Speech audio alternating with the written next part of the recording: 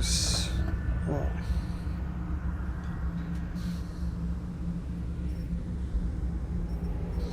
チャット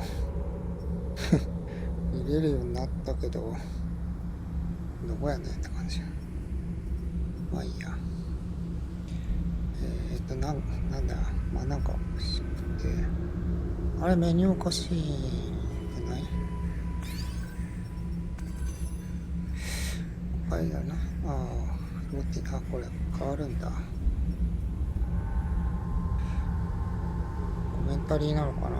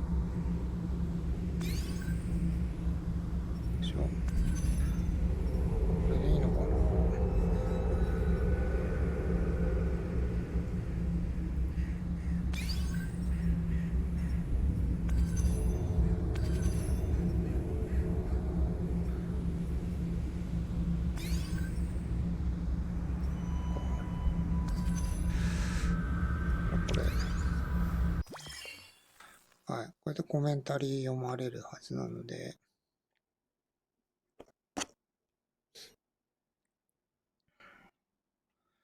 映んのかな。さあ、終わりました。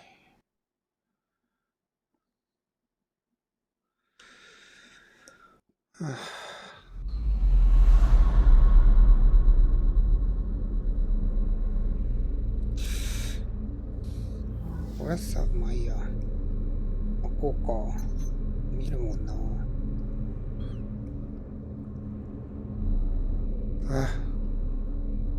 どこ？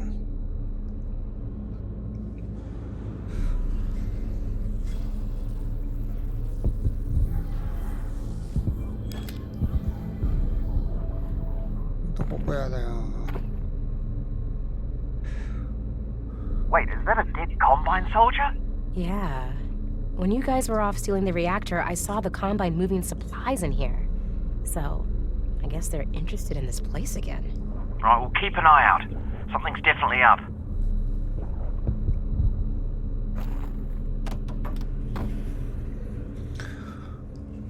Ya daな、もう。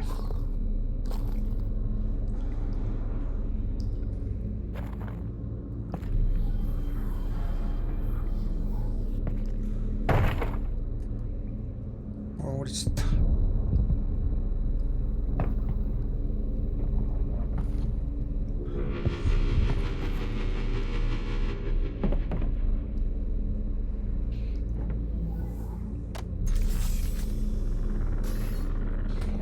Alyx, manhack! Watch out! See it.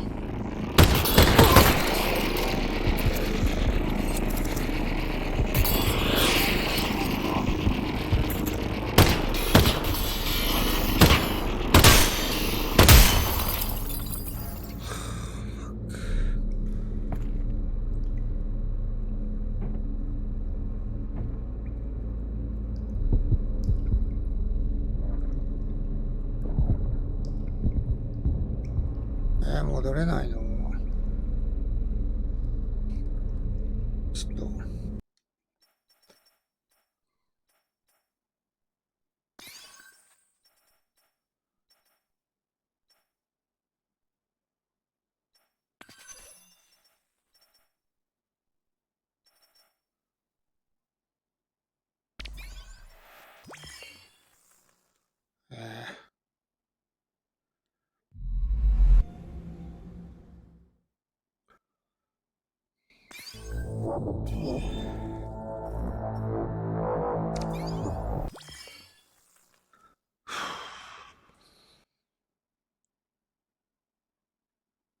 これなぁ。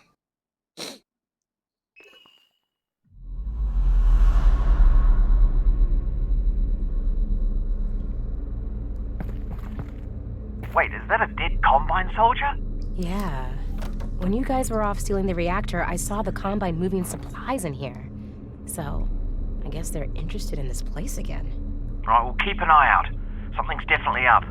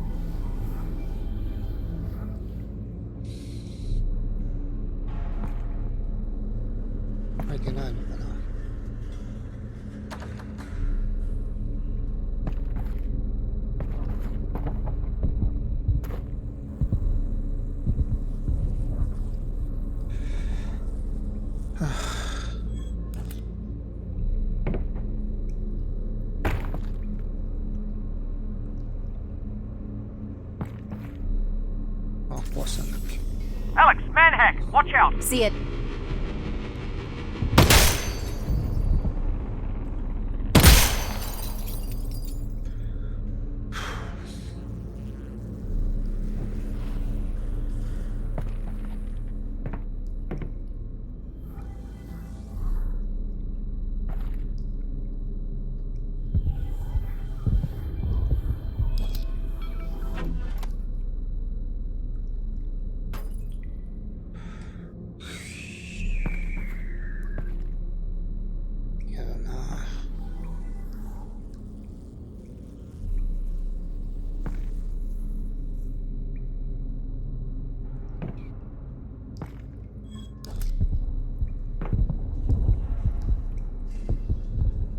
Okay, so, right now, what it's like to live on Earth on a scale of 1 to 10. I'd say we're at a 2. Yep, could always get worse.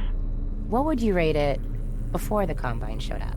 Ooh, that's a toughie. I don't know. Good day? I'd say 6. Yeah, strong 6. 6? That's not great. Well, that's life, Alyx. You know, it's not always great. Well, maybe we get the Combine off Earth and we could shoot for like an 8, you know? Ooh, an 8. Yeah, that really would be nice. Really nice.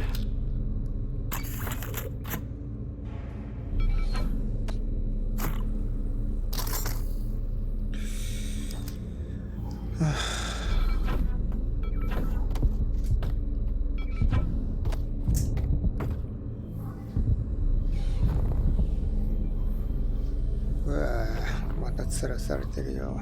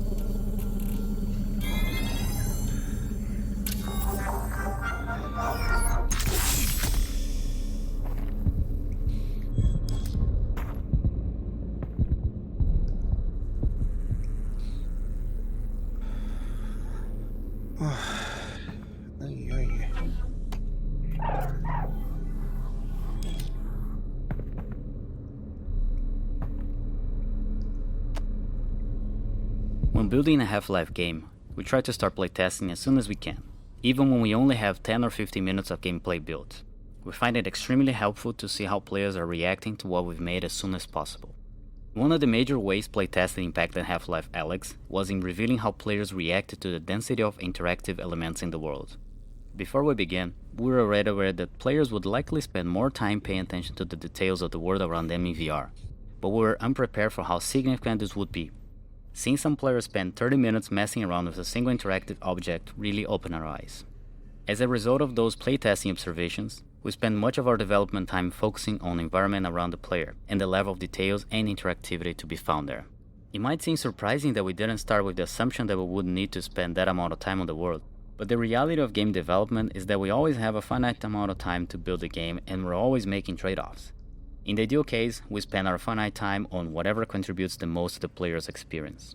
So, playtesting early and thereby getting a better sense of what elements are contributing to the player experience help us understand where to spend the limited time we have.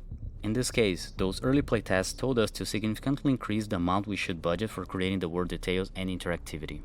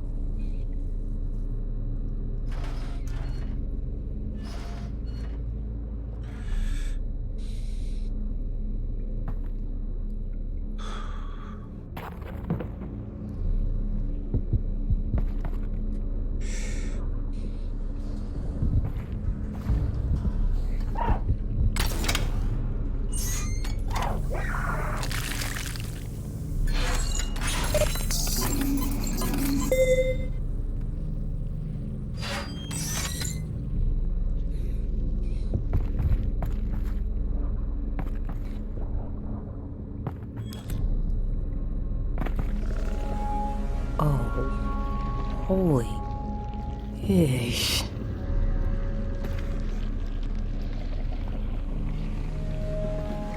Mori.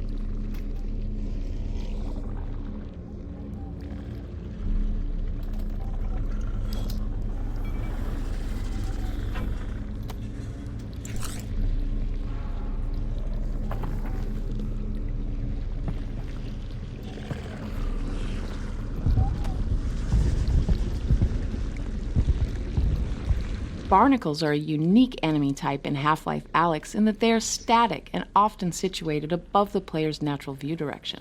During testing in confined or dimly lit spaces, we often saw players walk into barnacle tongues without noticing them. One way we addressed this was with audio. In particular, we made idle barnacles emit subtle breathing, croaking, and grumbling sounds like the following.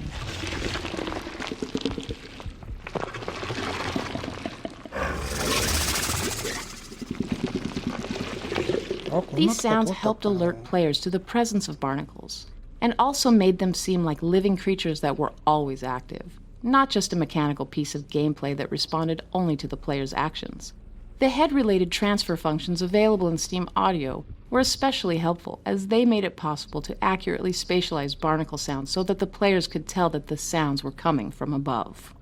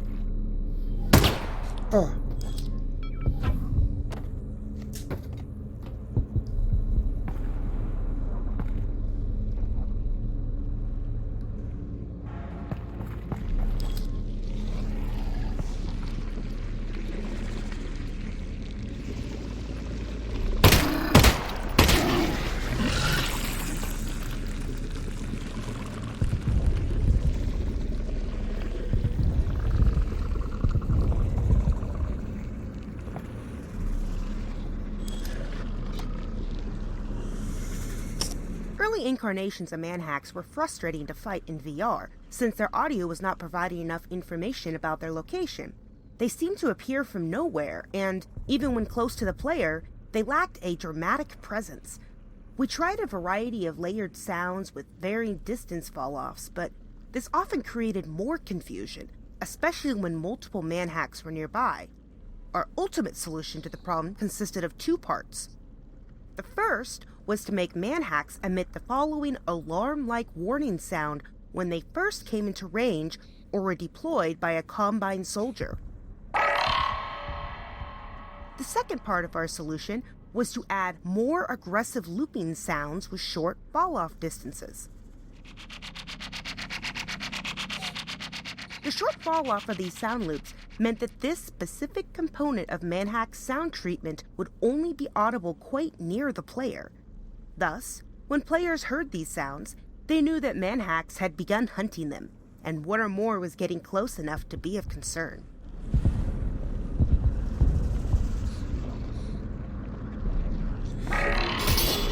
Oh, manhack!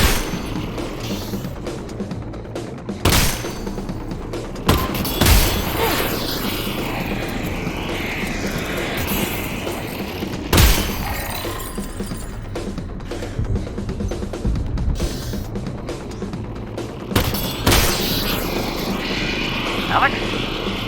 Alyx!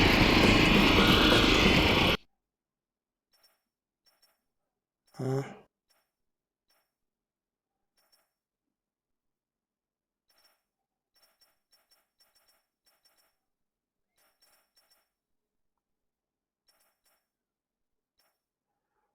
嘘でしょ？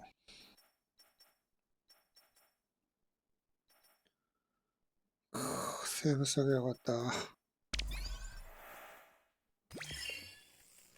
ああ。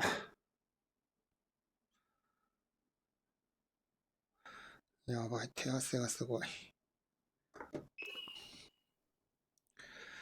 嘘でしょ、もう。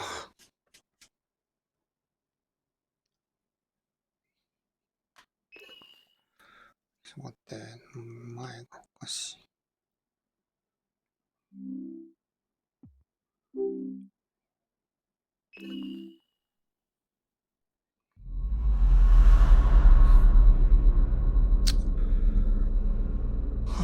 Come on.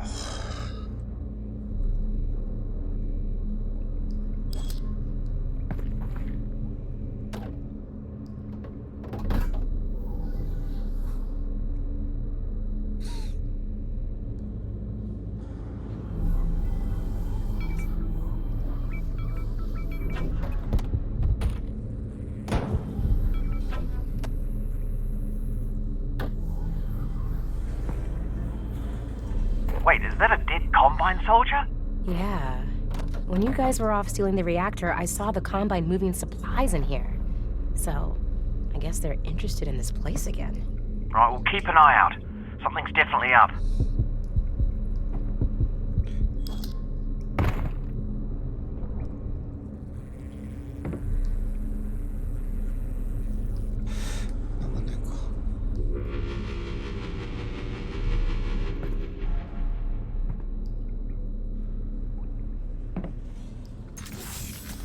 Alyx, manhack! Watch out! See it.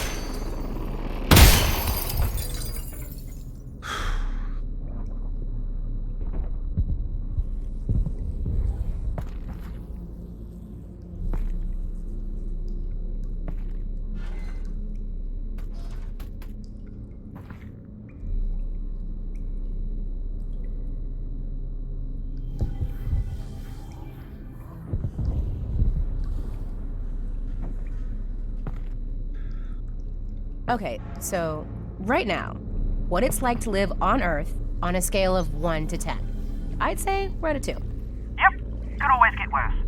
What would you rate it before the Combine showed up? Ooh, that's a toughie. I don't know. Good day? I'd say 6. Yeah, strong 6. 6?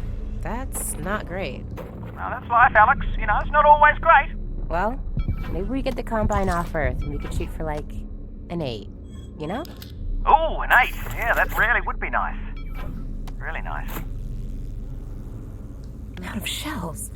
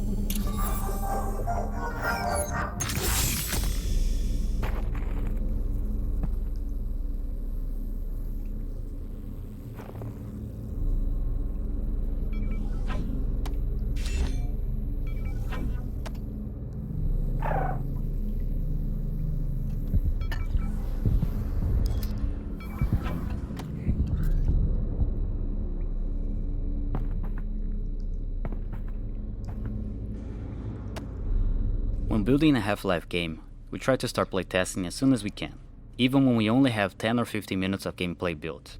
We find it extremely helpful to see how players are reacting to what we've made as soon as possible.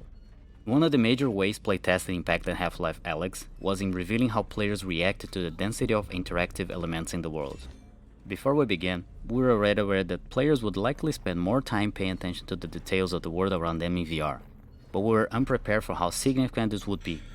Seeing some players spend 30 minutes messing around with a single interactive object really opened our eyes. As a result of those playtesting observations, we spent much of our development time focusing on the environment around the player and the level of details and interactivity to be found there. It might seem surprising that we didn't start with the assumption that we wouldn't need to spend that amount of time on the world, but the reality of game development is that we always have a finite amount of time to build a game and we're always making trade-offs. In the ideal case, we spend our finite time on whatever contributes the most to the player's experience. So, playtesting early and thereby getting a better sense of what elements are contributing to the player experience help us understand where to spend the limited time we have. In this case, those early playtests told us to significantly increase the amount we should budget for creating the world details and interactivity.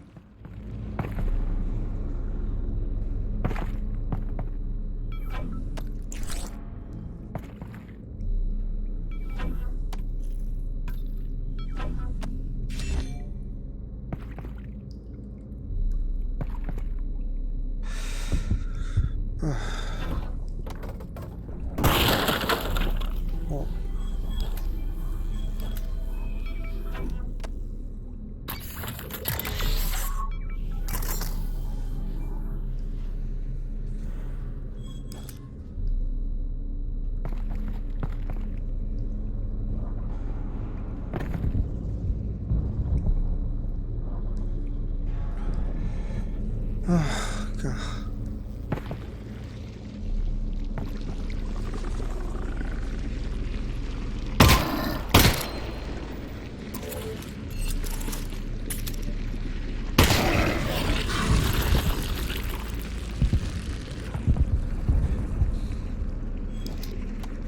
Early incarnations of manhacks were frustrating to fight in VR, since their audio was not providing enough information about their location. They seemed to appear from nowhere, and even when close to the player, they lacked a dramatic presence. We tried a variety of layered sounds with varying distance fall-offs, but this often created more confusion, especially when multiple manhacks were nearby. Our ultimate solution to the problem consisted of two parts. The first was to make manhacks emit the following alarm-like warning sound when they first came into range or were deployed by a combine soldier. The second part of our solution was to add more aggressive looping sounds with short fall-off distances. The short fall-off of these sound loops meant that this specific component of manhack's sound treatment would only be audible quite near the player. Thus, when players heard these sounds, they knew that manhacks had begun hunting them, and one or more was getting close enough to be of concern.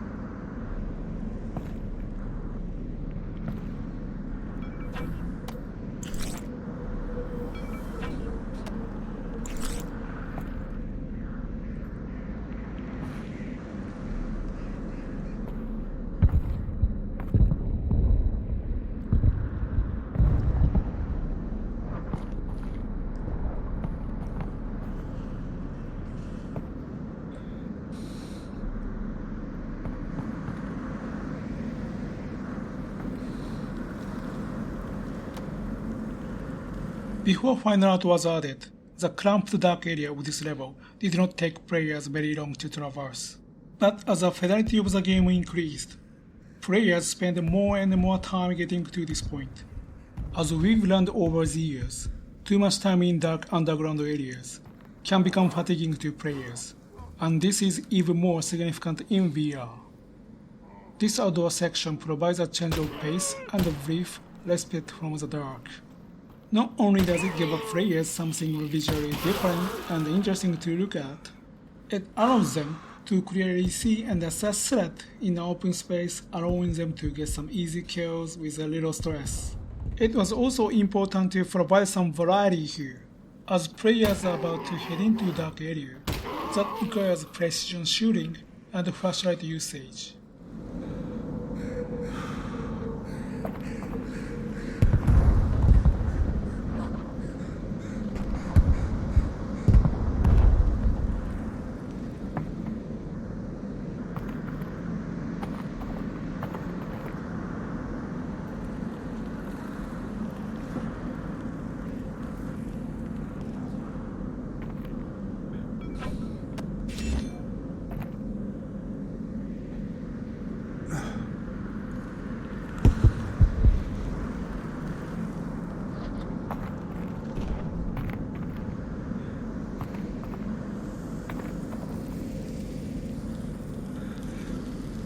もうこれが全部動くんでしょ。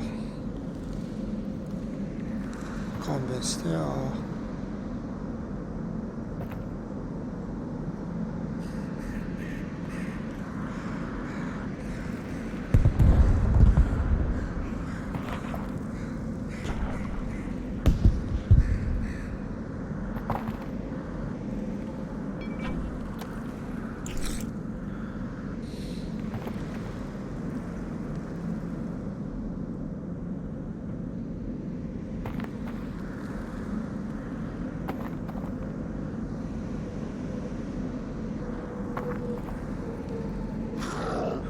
いた。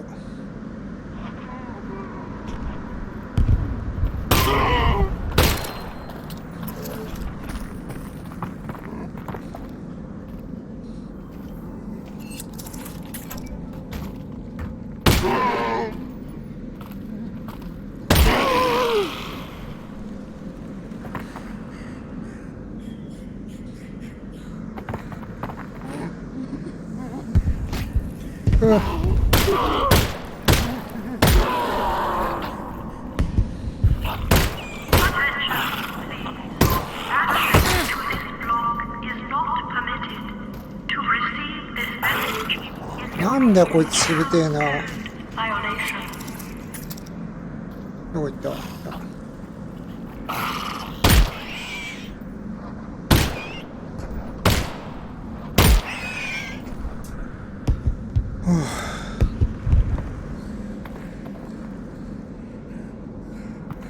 マジかよ、もう本当やだよ。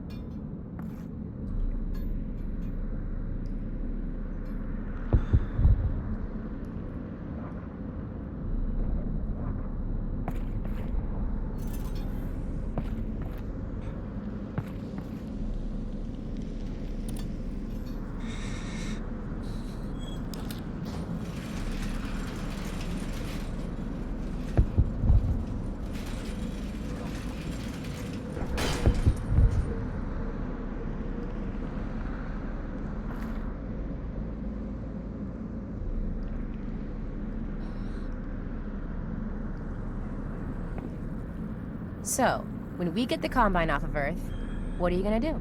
I'm going full production mode on the Russells, of course. Oh, of course. You'll be sitting on a landmine. Gold mine, yep. So here's the plan. Conservative estimate, I figure 1 year to get the world unconquered by the Combine, get them off the planet, so that's year 1. Then another year to mass produce the Russells. Although, just quietly, we will need to rebuild society first, to get some basic infrastructure, jobs, money, that sort of thing. Otherwise people won't be able to buy them, So, 3-year plan. Let's slot the infrastructure thing in for year 2. Oh, yeah, definitely. You're gonna want to put that in year 2.3プラン。ああ、って感じ。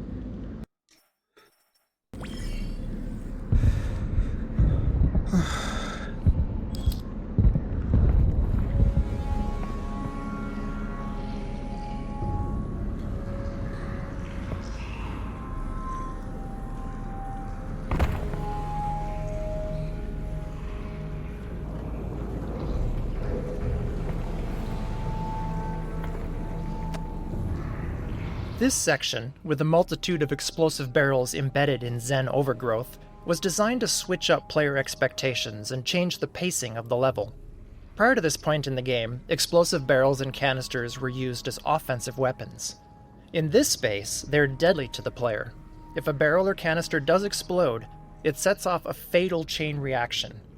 This change in priority forces players to aim carefully and adds intensity without combat. This has the positive side effect of training players to utilize the pistol even more effectively. While the automatic alignment of the flashlight with a braced weapon is useful in direct combat, in this section we observed players taking advantage of the decoupled weapon and flashlight, as they illuminated and targeted barnacles in the intricate Zen foliage overhead.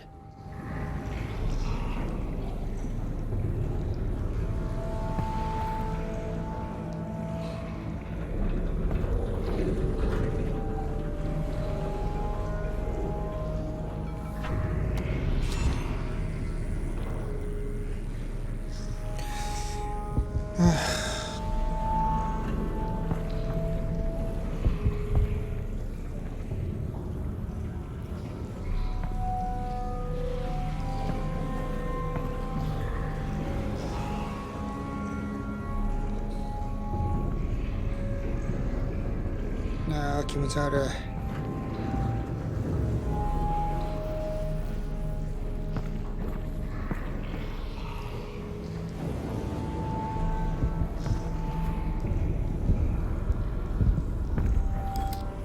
これ植物なの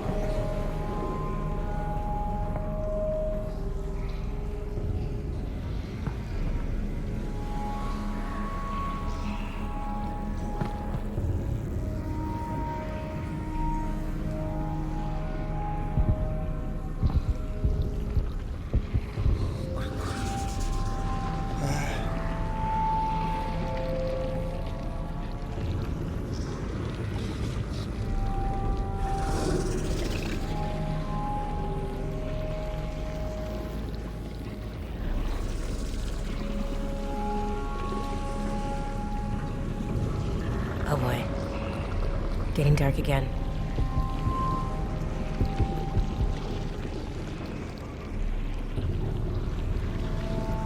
通れんのかな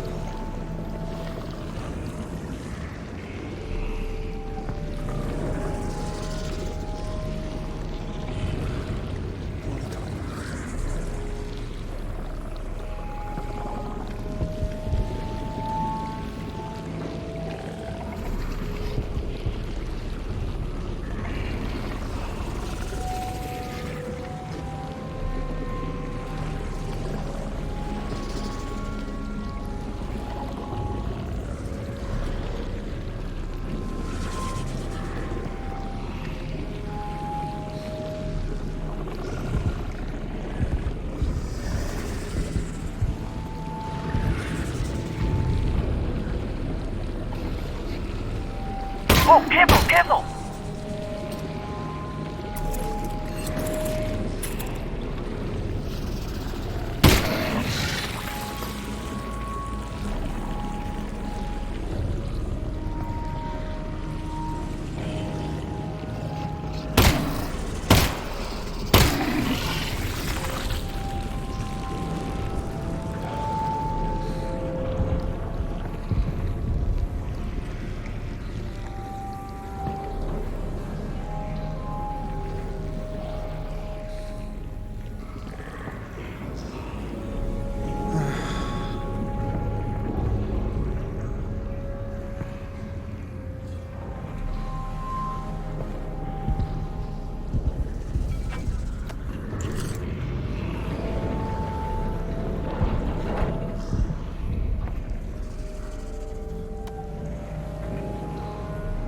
decided early on that the environments we wanted to portray in Half-Life Alyx would benefit from an investment in high-quality volumetric lighting.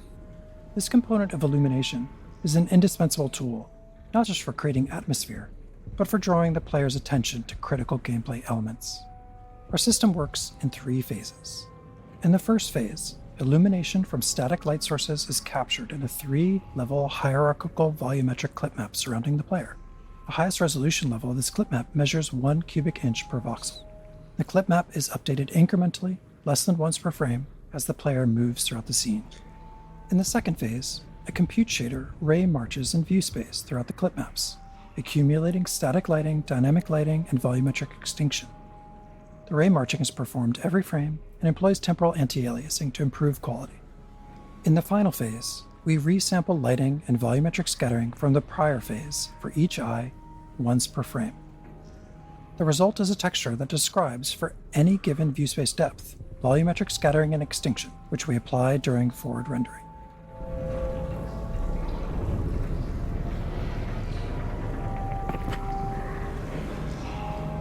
あれを取るんでしょ。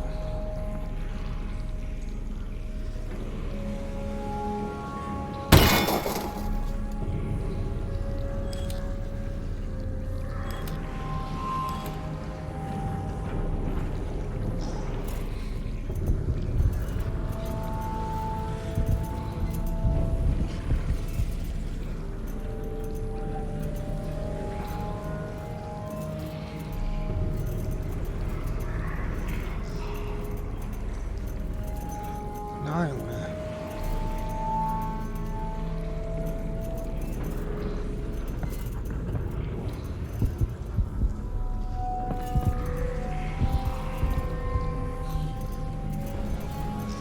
バグだよな絶対。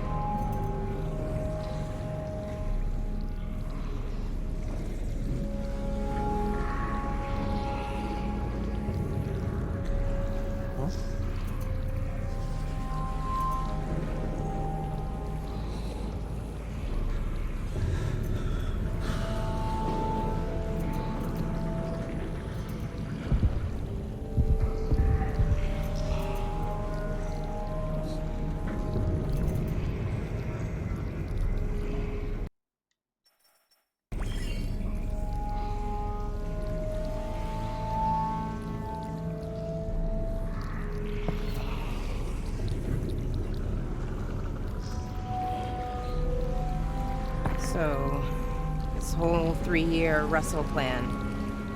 You think you'd have a job for me? Job? Alyx? You invented the Alyx. Of course you can have a job. We could be partners. Oh, well, Well, there would be stock options. 5 to 10 year vesting period, obviously. Could be very lucrative for you, Alyx, in the long term. I don't know what any of that meant, but sounds good, partner. Yep, sounds good. Alyx?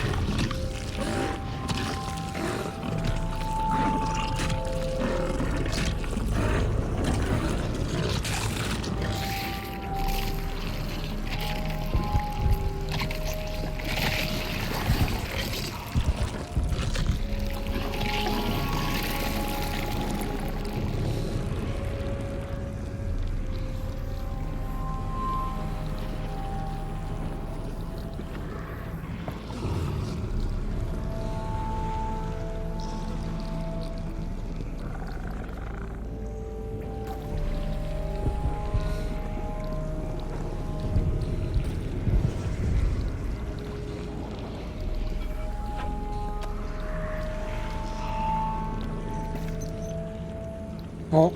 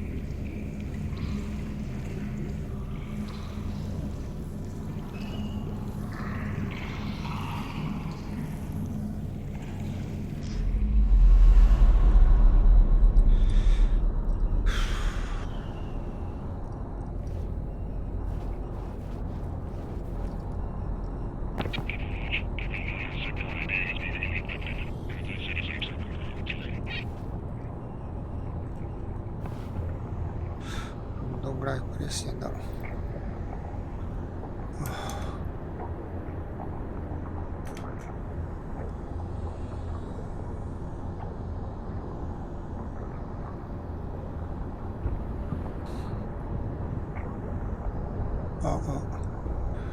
見えない。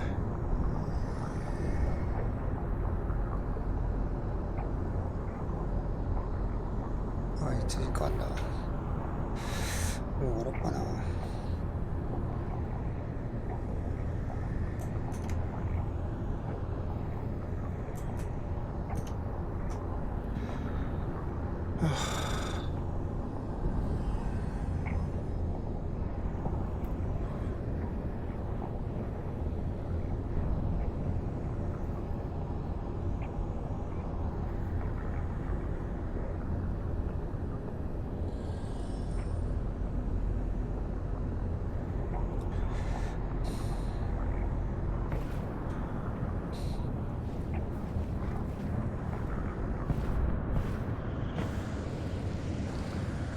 ここか。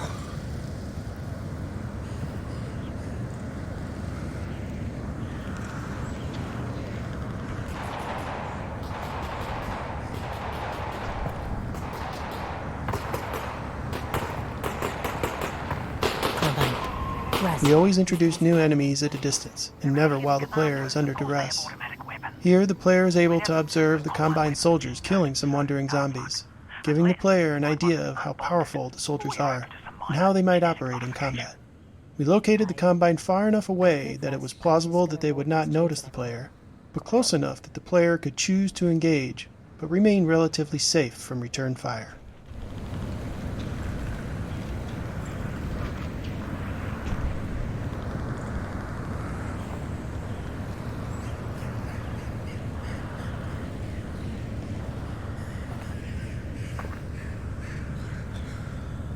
うわ、行きたくねえ。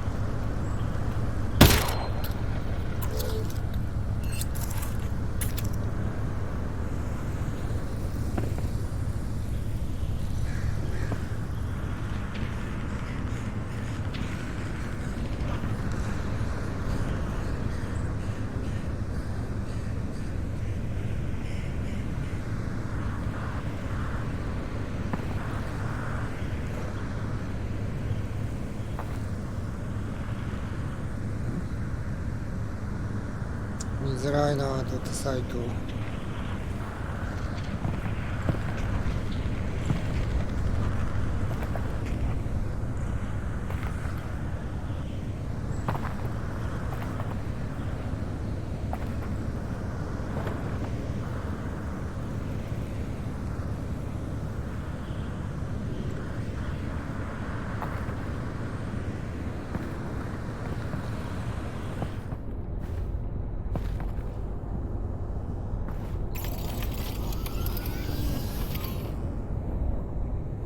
これで分かっちゃうんじゃないの。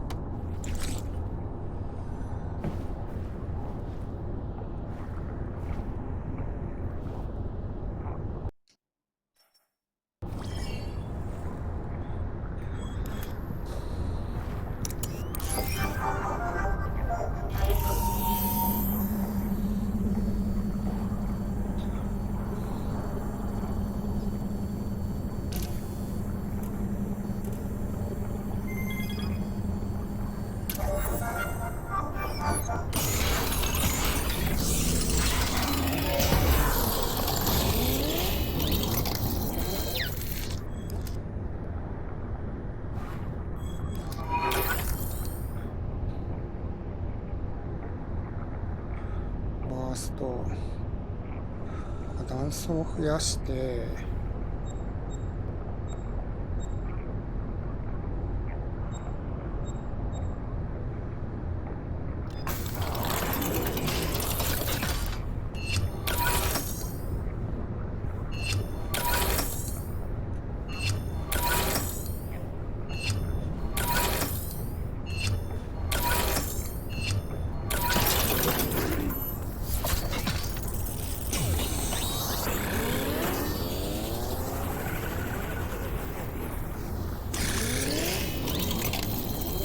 何これ Wow, my gun's looking pretty good.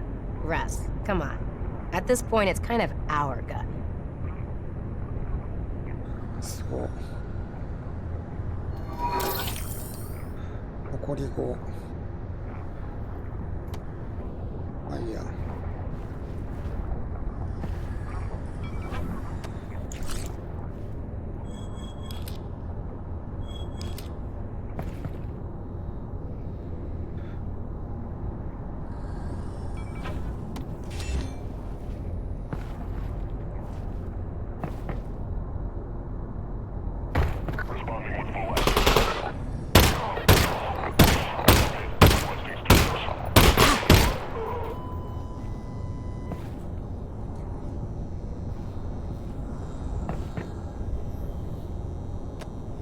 The first encounter with a Combine soldier caused a number of issues in playtesting. The biggest one was that players were often surprised when the soldiers started shooting at them. Some players who were new to the Half-Life series had no idea who these soldiers were. But it's also been hours of game time since players saw another human, and we found that many players weren't willing to immediately start shooting. Some players also wondered why Alyx moved so quickly to killing other humans. This area was designed to demonstrate that Combine soldiers are hostile and will attack on sight, giving the player a reason to want to shoot back. It starts with the dialogue preceding the encounter, where the player overhears the Combine discussing the problem of scavengers in the quarantine zone. Then, when the player finally achieves visual contact with their first Combine soldier, they witness that soldier in the process of executing a civilian scavenger.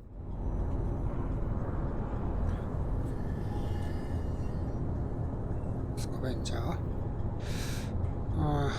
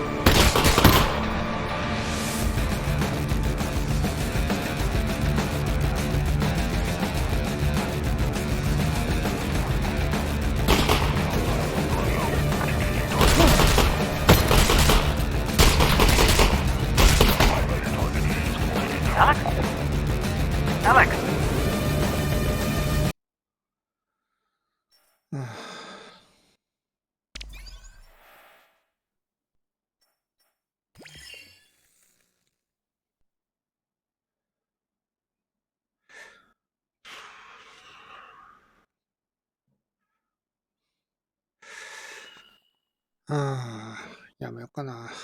ちょっと待って、トイレ。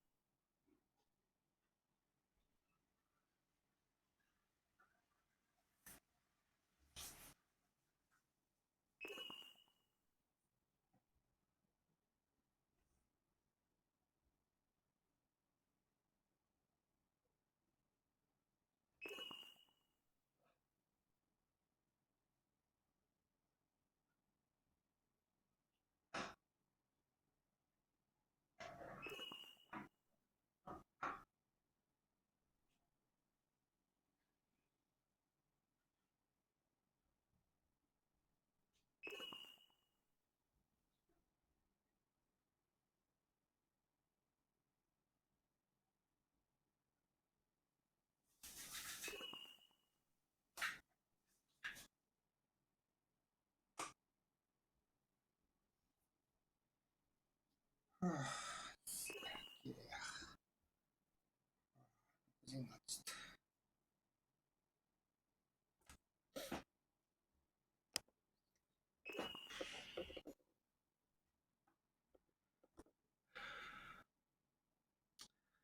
1時間とかやってんだよな。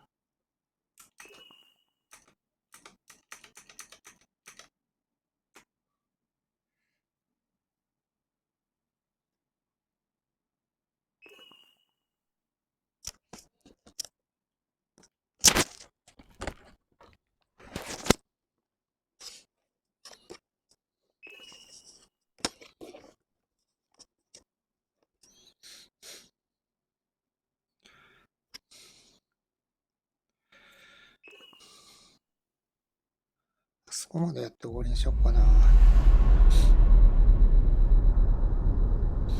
なあ、俺どうなってんの？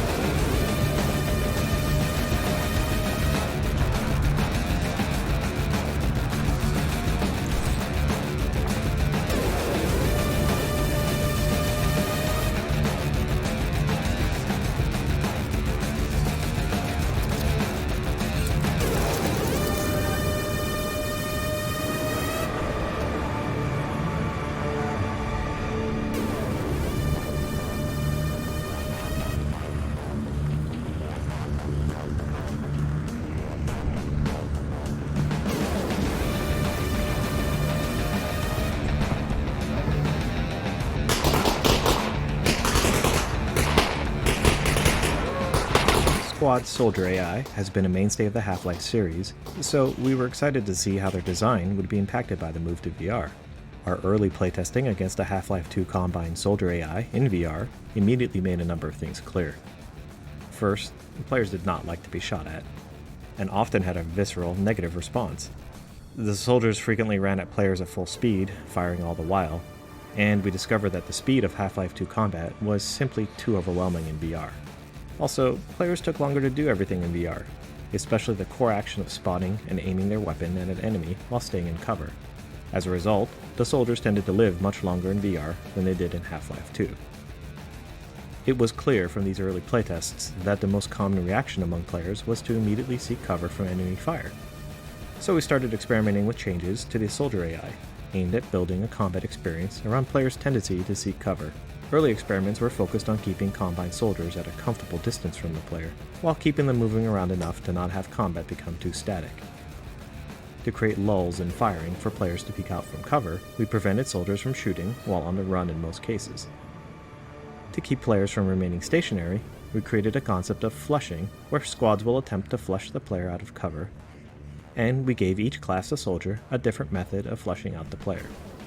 But even in these early tests, it was also clear that players weren't capable of fighting soldiers until they'd gotten skilled in a number of basic combat actions, like reloading their gun without having to focus all their attention on it. So we were careful to slowly introduce the various types of soldiers, and even individual features within the soldier classes. For example, these early fights against Combine soldiers only feature the basic grunts, and these particular grunts don't carry grenades. This means they don't actually have the capability to flush a player out of cover. We found it was important in these first fights to give players all the time they need to learn to use cover effectively, before we start introducing enemies that could try and flush them out.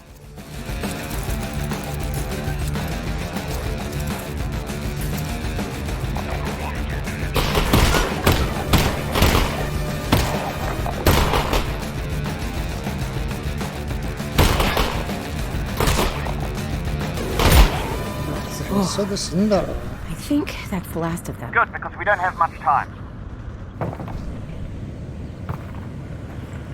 飛ばないね。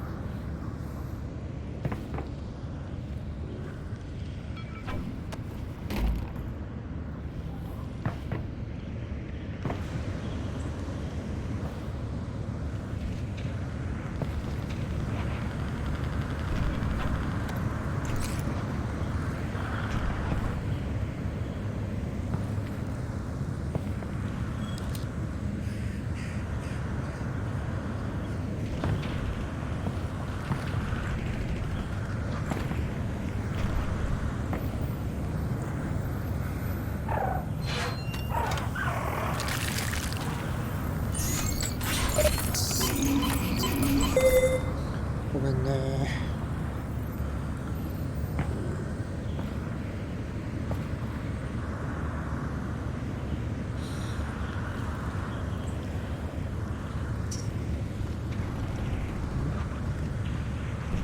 こっちはそうだ。こっちか。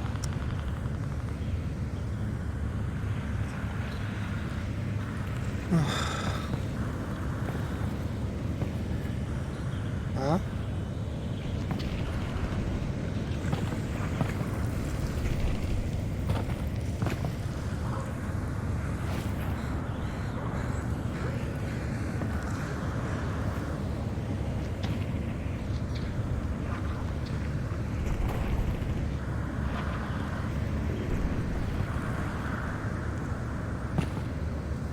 control station override nearby.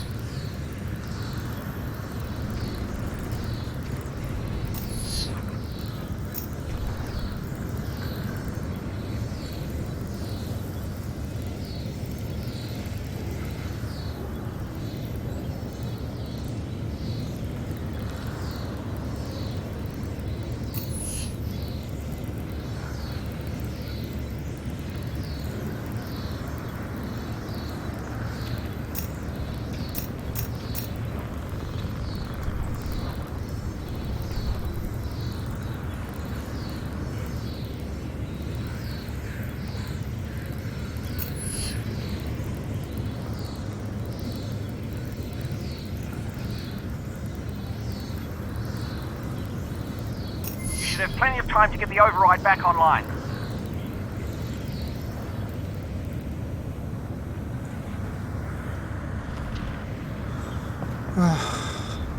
Alright, I'll be able to stop the train right here. You sure you can do that? Absolutely. You just need to activate the terminal. Nice. Then you'll need to be ready for a fight. They're not going to give up your dad easily. I'll be ready. Right, that's the terminal there. I'm on it. Do hurry, though.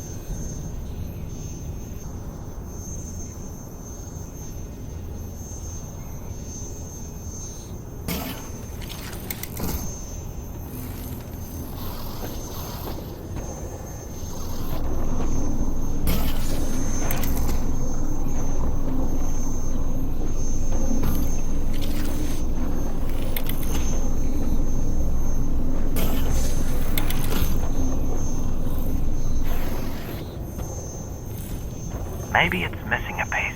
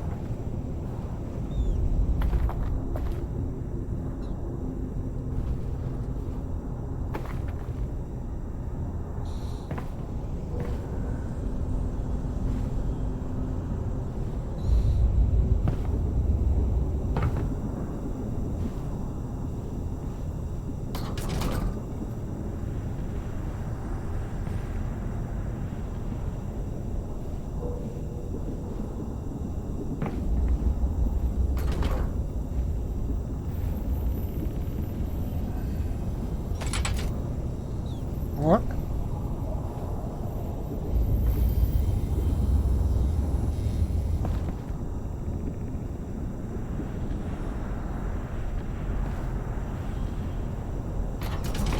What the?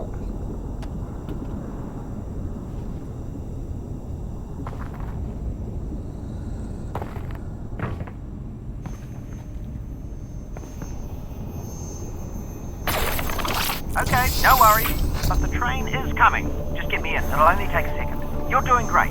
Yep. Doing great. No worries. No worries. No worries. No worries. No worries.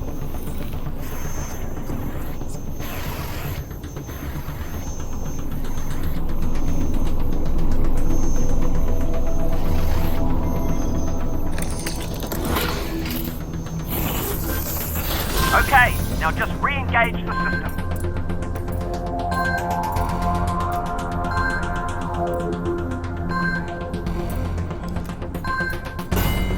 Is this supposed to come off? That's the opposite of what it's supposed to do, Alyx. What do I do now? Well, don't panic. Well, stop panicking if you are. Panicking. Yes, but I am. We need to find another way to stop this another way to stop this train. Well, start looking. We don't have much time. 10 seconds, Alex. Okay, just throw the switch At this there. point in the game, we needed a big set piece, a non-combat moment to reward players for fighting their way through the dark, scary tunnels. Not only that, but the pace of the story was leading up to its most important moment thus far, the rescue of Eli Vance. Crashing the Combine prison train that was transporting Eli felt like the exact right thing to accomplish these goals, and it gave us the opportunity to create some VR spectacle. We wanted to achieve the cinematic chaos of causing a train wreck, while giving the players an active role in the event.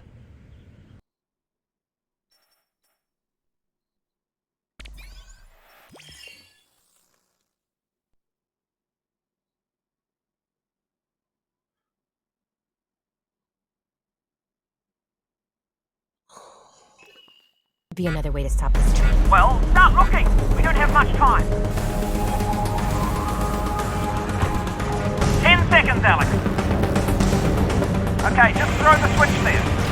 5 seconds.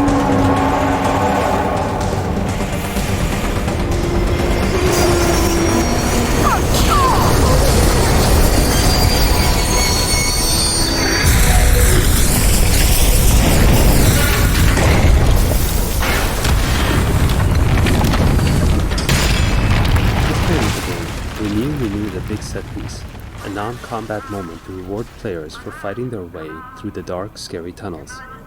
Not only that, but the pace of the story was leading up to its most important moment thus far, the rescue of Eli Vance. Crashing the Combine prison train that was transporting Eli felt like the exact right thing to accomplish these goals, and it gave us the opportunity to create some VR spectacle. We wanted to achieve the cinematic chaos of causing a train wreck, while giving the players an active role in the event. Our first attempts to design the scenario were a challenge. It turned out that directing the players' attention wasn't as simple as ensuring they were in the right position through gameplay. In our initial tests, players frequently failed to see some or all of the spectacular train wreck. The crash was one of the first destruction sequences we put into the game, so we had a lot to learn about player behavior in VR and how to direct the player naturally to immerse them in the chaos. On top of that, to continually hit our target frame rate, we needed to create a cascading series of events, so that only some of the destruction was happening at any given time. Sound design, level design, effects, and animation had to be carefully coordinated to lead the player's attention through each stage of the wreck. For example, at the start of the crash, we used the sounds of train cars piling up in the distance, encouraging players to look in that direction before one of the train cars lifts up and blasts through the concrete connector. At the end of the sequence, the smokestack collapse is used to direct the player's attention to their eventual path forward, and we wanted players to witness its destruction.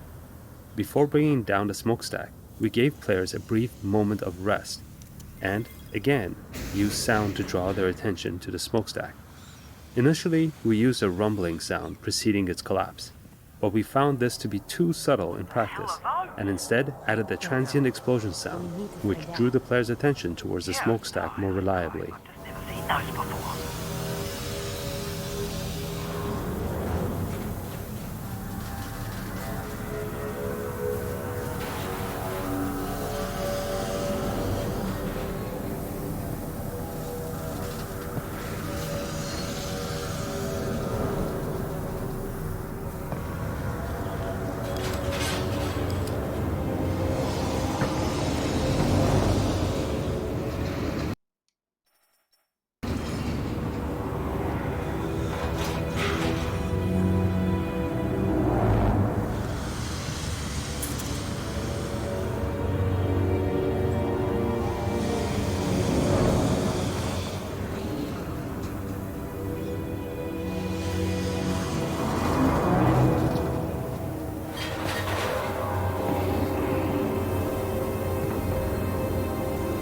That's your dad's prisoner board. Oh my god. Where's Dad? Dad?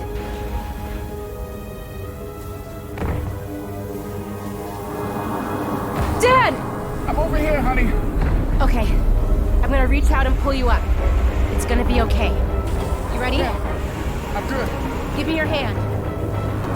For the rescue of Eli, we wanted to create a tense, just out of reach moment where the player physically saves him.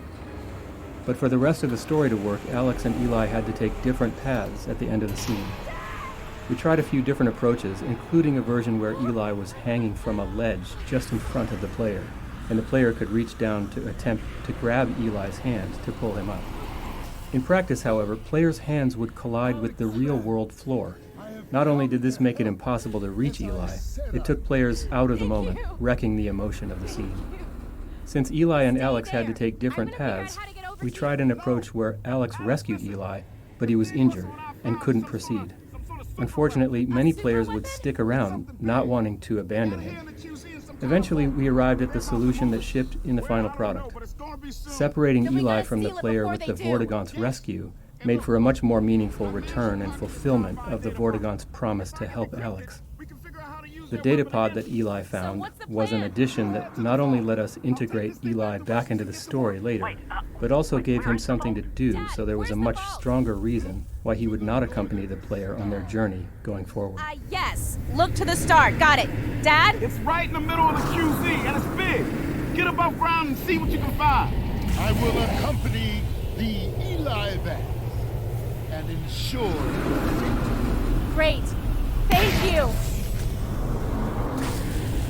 Dad, I'm gonna go find this vault. Go! Stay safe, baby. I love you. I love you too. I love you too. Thank you.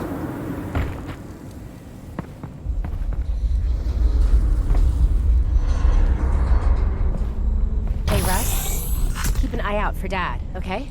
I'll let you know if he gets here. When he gets here.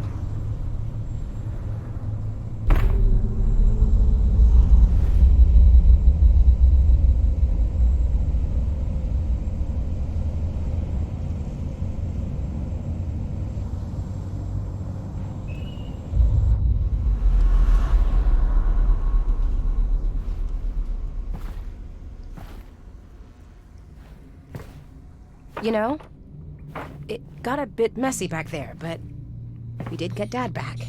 Yeah. What? That's probably gonna draw some attention. Not probably, actually. It's definitely drawing attention. Look, they're looking for you now, okay? So just be careful.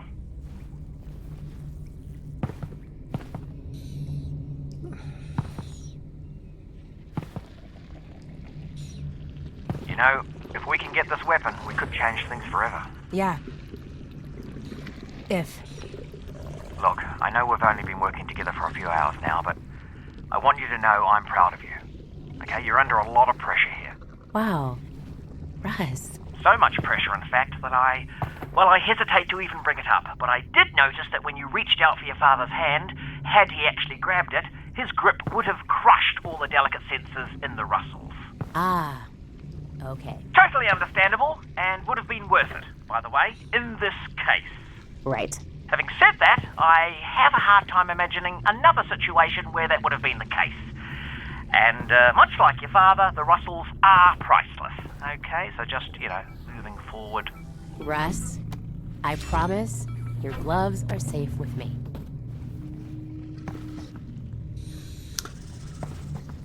そうですか。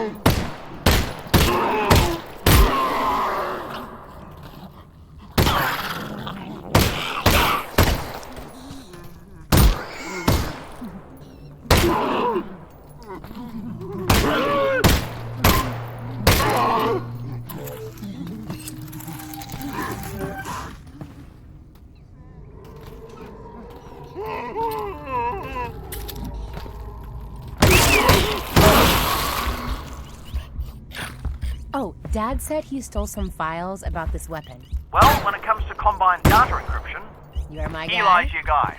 Oh. Systems, robotics, networks, I can make short work of those. Not true.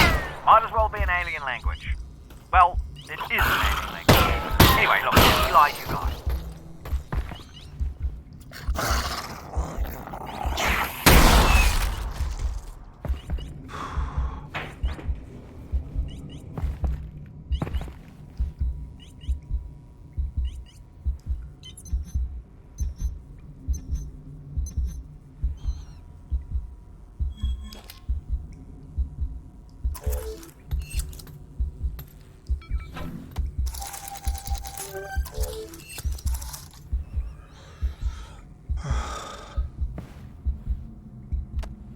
Early on in the project, we spent some time experimenting with the classic Half-Life crowbar. Playtests showed us that it was an interesting tool for our player to use in puzzles and world interactions, but we weren't very happy with how our melee combat efforts turned out. We felt it was really important that the crowbar was solid to the world and enemies, and that resulted in some tricky physics challenges. Players could easily push the crowbar into an enemy in front of them because nothing in the real world would stop it. Indeed, without that real-world physical feedback, we found playtesters exhibited a wide variety of swing behaviors. Some would waggle the controller rapidly, others would put their whole body into it. At the same time, playtest response to our pistol prototype was very positive, especially around the more complex reloading mechanics. Faced with a potentially significant R&D problem in melee combat, we chose to refocus our efforts on ranged combat. It also didn't help that players all associated the crowbar with Gordon Freeman, not Alyx Vance. あれどこだ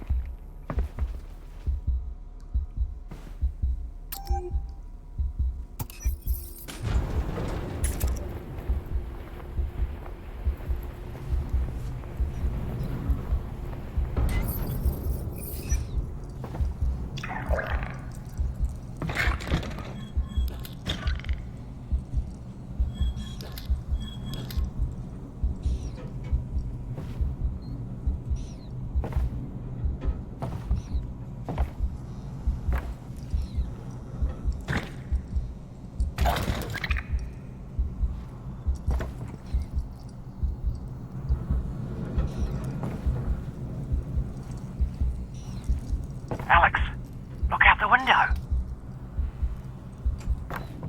Holy crap. That's gotta be the vault. Yeah. Your dad didn't mention it was floating. So even if we make it there, we still have to get up to it. Oh, the cables! Look at all the cables attached to it. All we have to do is follow them. And break whatever's at the other end. And down comes the vault. Simple. Easy to follow. Yeah, I like this plan. This entire section of the map, from the start of the keycard puzzle up to this room, was added specifically to show the player the vault on its own. Without this little detour, players would otherwise have their first view of the vault at the entrance to the Northern Star Hotel, which was also when they would see their first Combine substation. So much new information all at once led many players to confuse the vault with the substation, or just miss it entirely, so we created this area of the train station to highlight the vault on its own. Even though players are required to enter this room to get the second keycard, they still wouldn't necessarily notice the vault outside, so we added some dialogue with Russell about looking out the window to see it.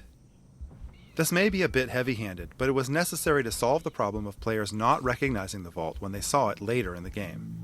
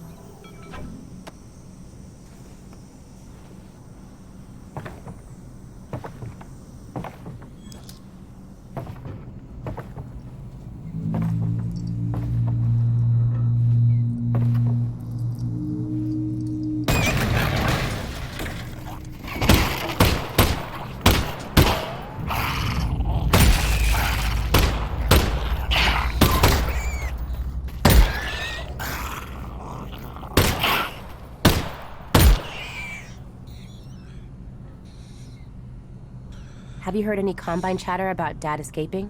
No, nothing. It's all about sending reinforcements into the quarantine zone. On the plus side, that means Dad is still on his way back to you. We'd have heard if they recaptured Eli Vance. And on the downside... Getting to the vault isn't going to get any easier.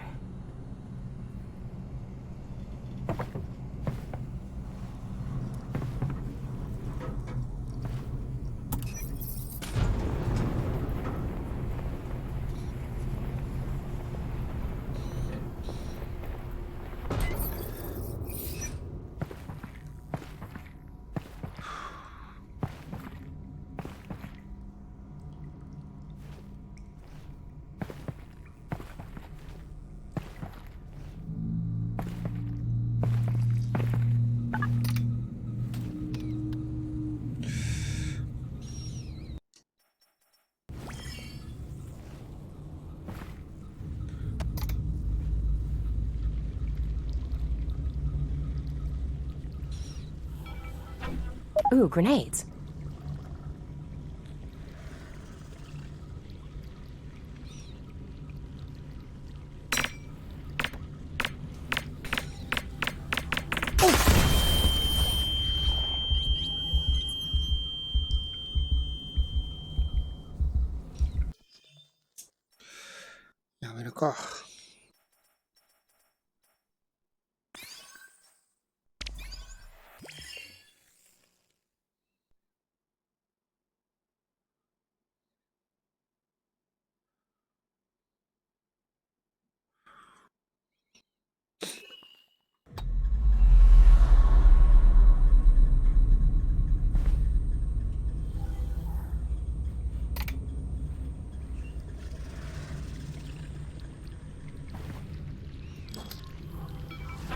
Ooh, grenades.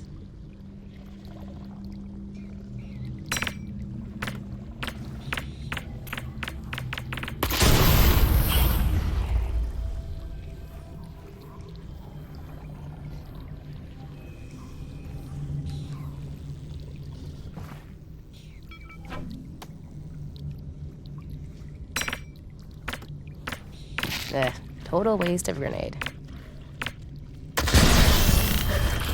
Worth it. Agreed.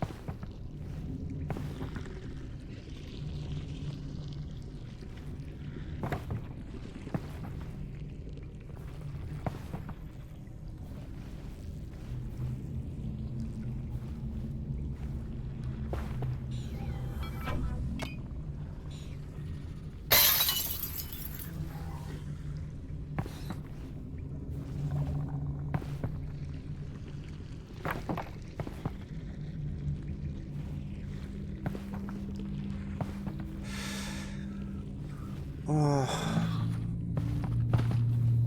ないのか。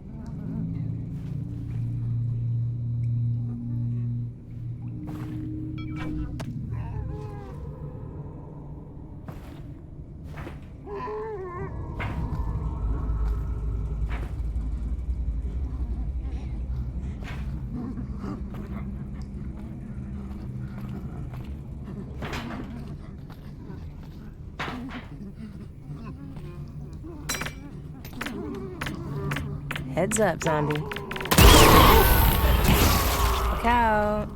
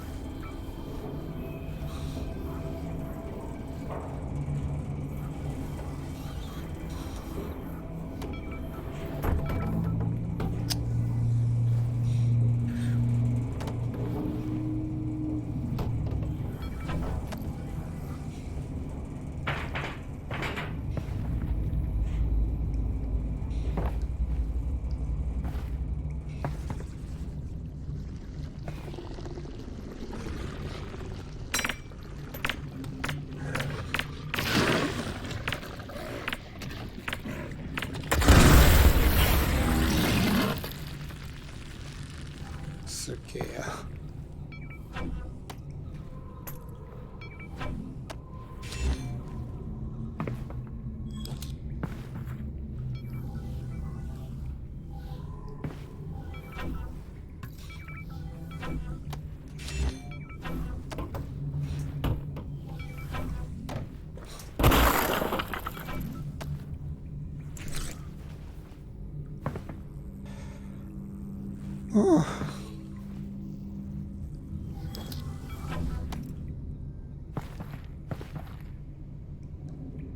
いっぱいいるところだ。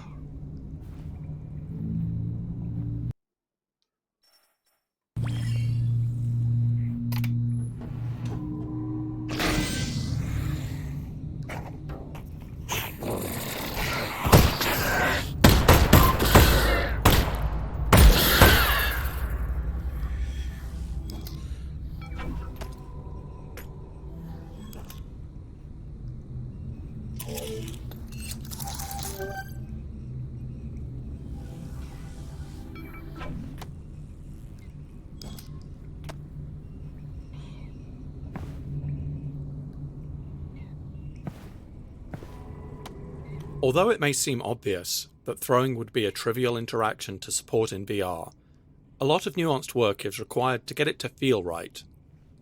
And if we were going to build puzzles like this one, where the player must throw an armed grenade through a high duct, throwing needed to work well. A typical VR game running at 90 frames per second will read the sensor data from the track controllers once per frame. This means the data is read every 11 milliseconds. That may seem like a short time step, but when throwing, a user can easily move their hand 15 centimeters or more in that amount of time.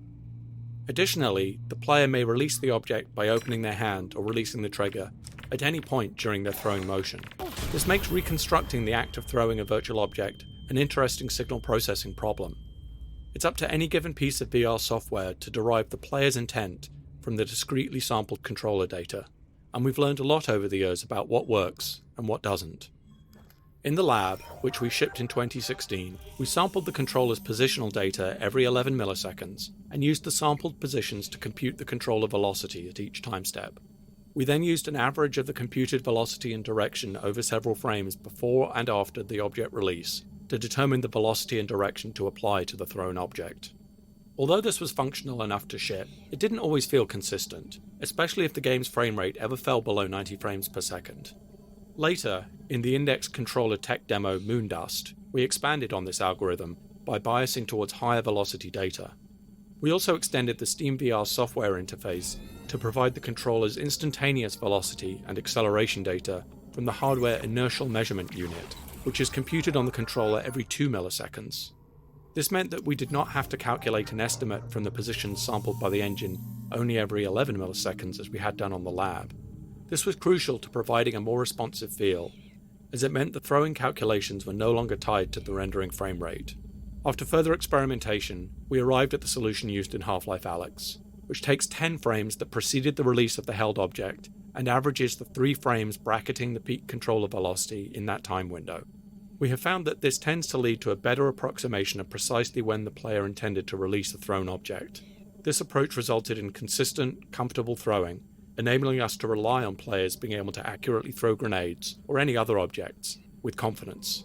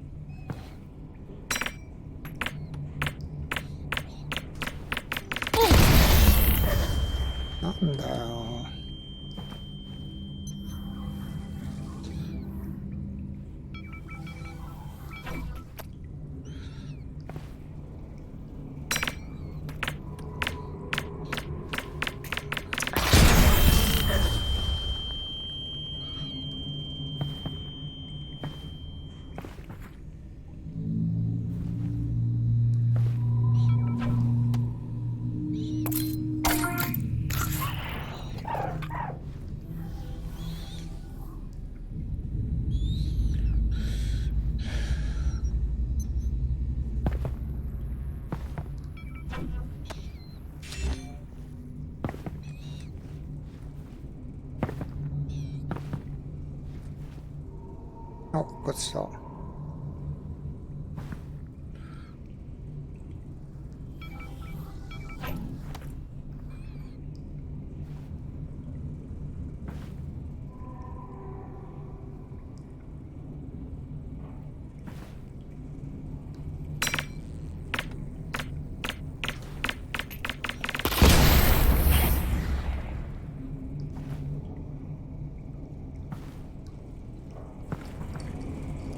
なんだこいつやられねえんだよ。ちくし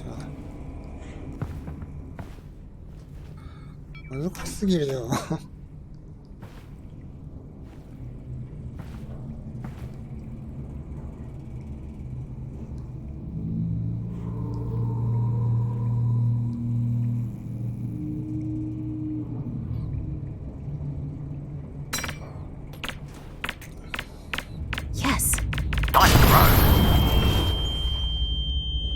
やっとだ。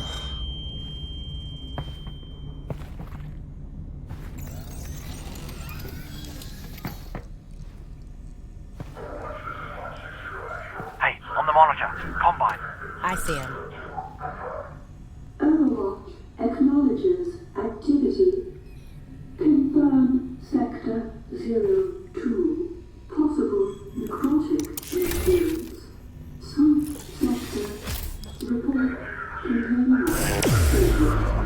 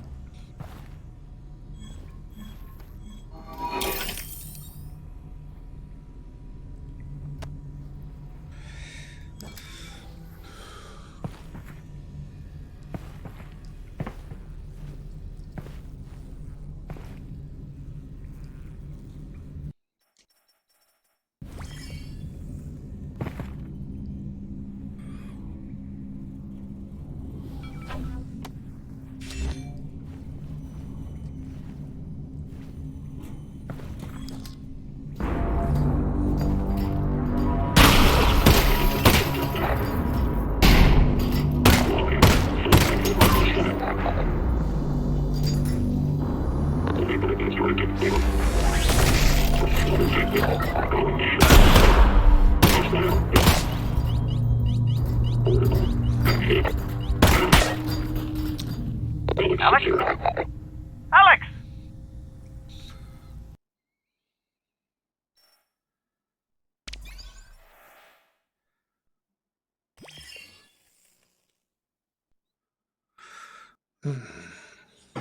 No.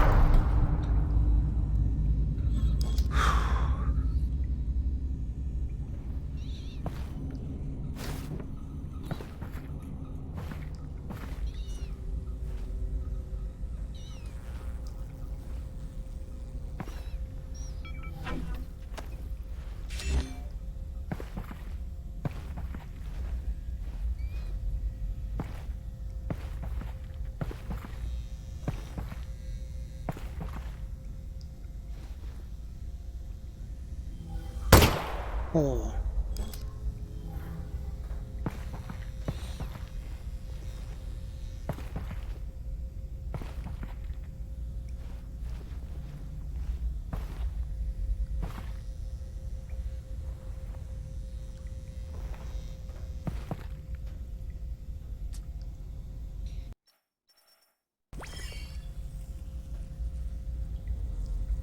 これ鳴らすとスイングしてんだよな。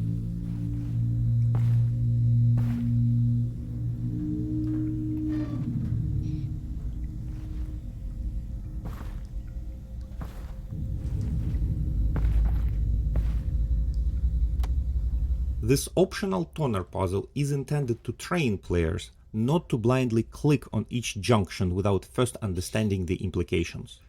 This particular puzzle is designed to have the side effect of tripping a fire alarm if the player merely clicks on each toner junction they encounter without looking ahead. An observant player can easily solve the puzzle without tripping the alarm, but a careless player will trip the alarm, causing a combine soldier to come storming around the corner to investigate the noise.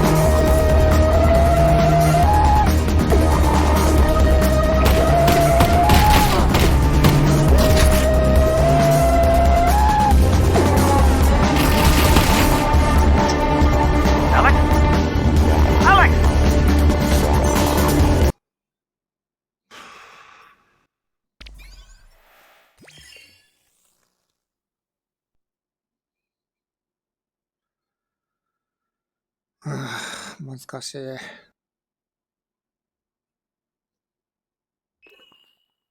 やめようかな。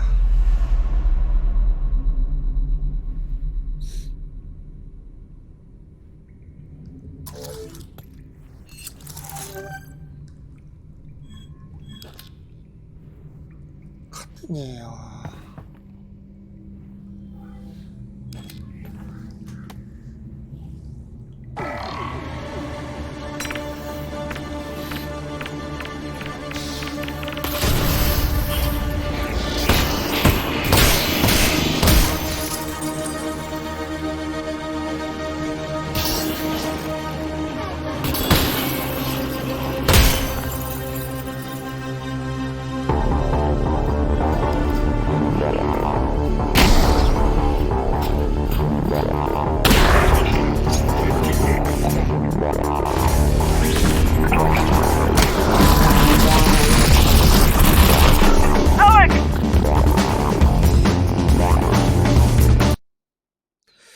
そうだよな。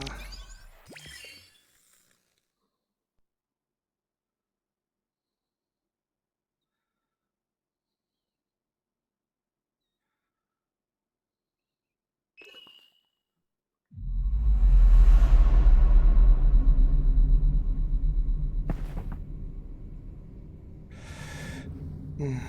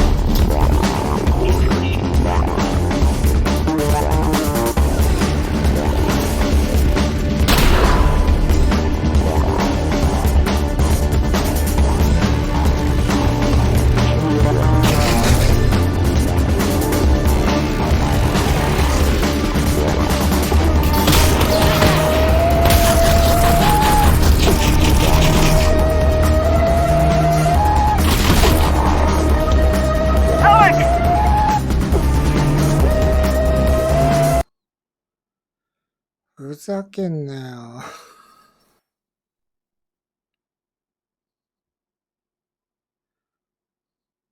やめようかな。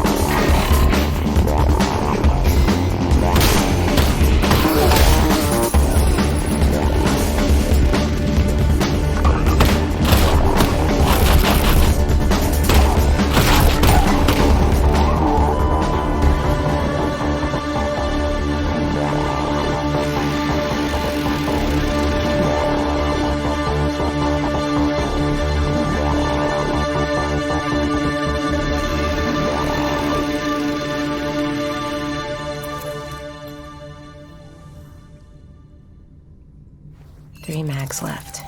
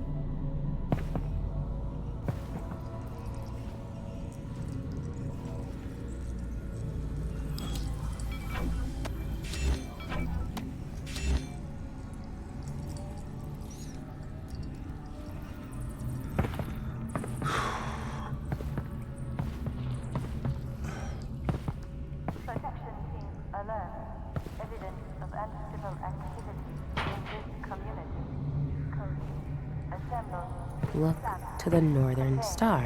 I am? Why are you saying it like that? No. The Vortigaunt said, look to the northern star to help his friends, which sounds like Vortigaunt nonsense, but I guess it isn't. Oh, yeah. That does make more sense.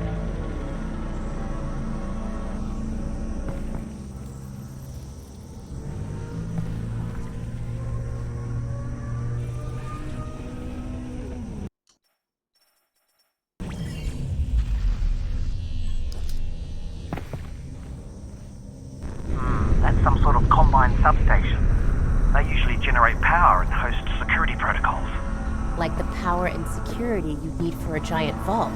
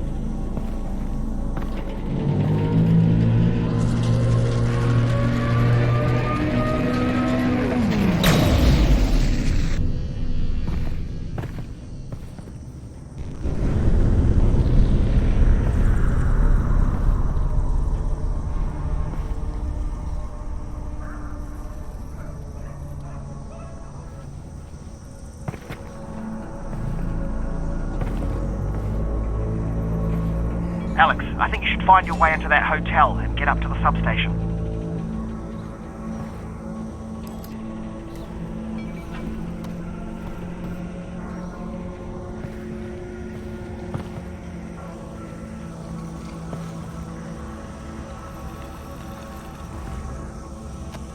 Typical players spend up to 2 hours progressing through the interior spaces of the Northern Star Hotel, and we found in playtests that they often had trouble remembering their next goal of disrupting the Combine substation above. In earlier tests, the vault constantly reminded players of its presence by emitting a repeating abstract musical pattern.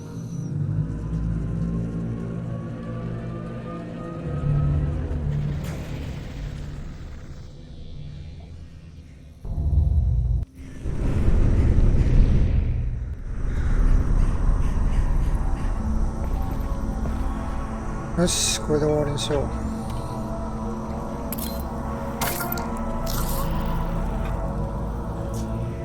はあ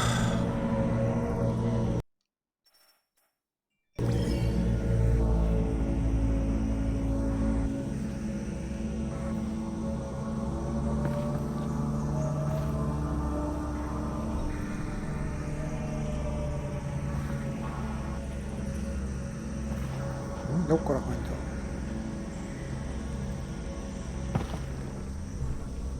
あれ？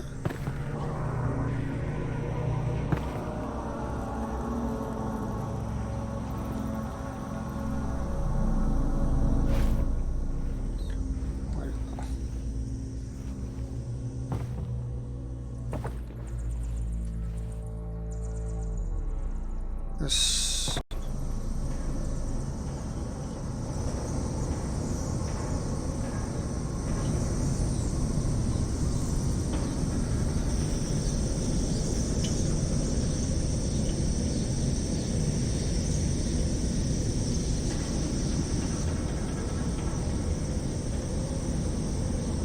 重い。あれ落ちた。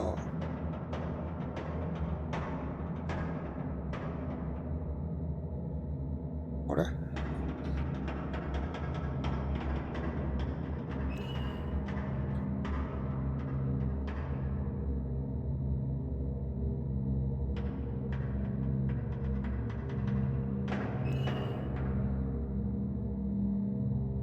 何も見えない。あ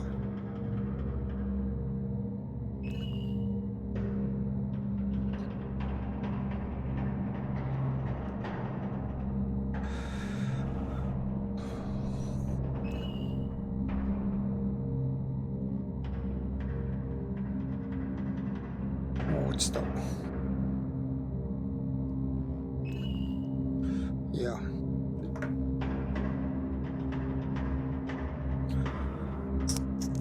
ああ